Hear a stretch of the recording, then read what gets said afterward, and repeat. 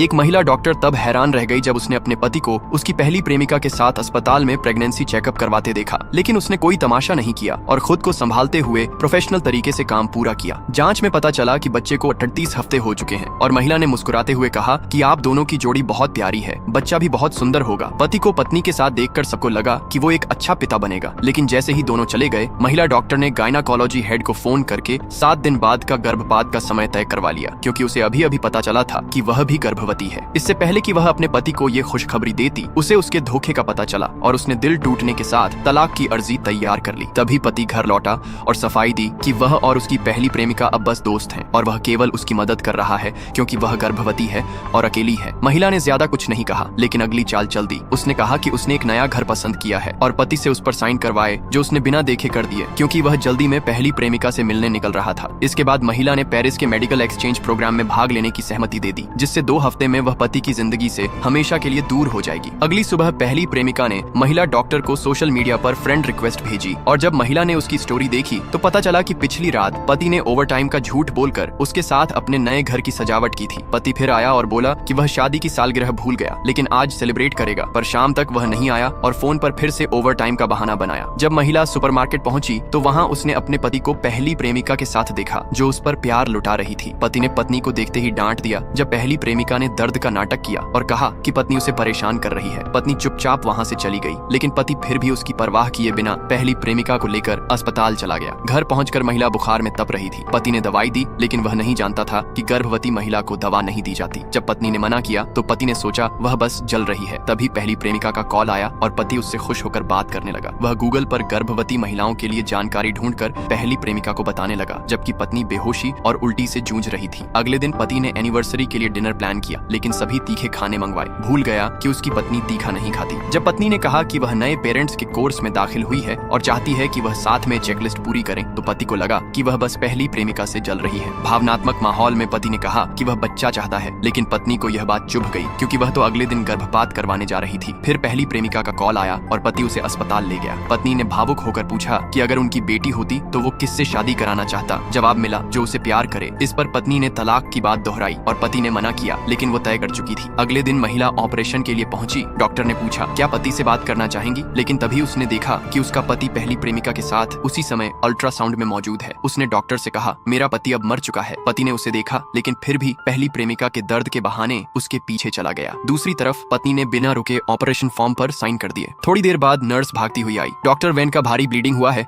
क्या कोई परिजन है? लेकिन अब कोई जवाब देने वाला नहीं था।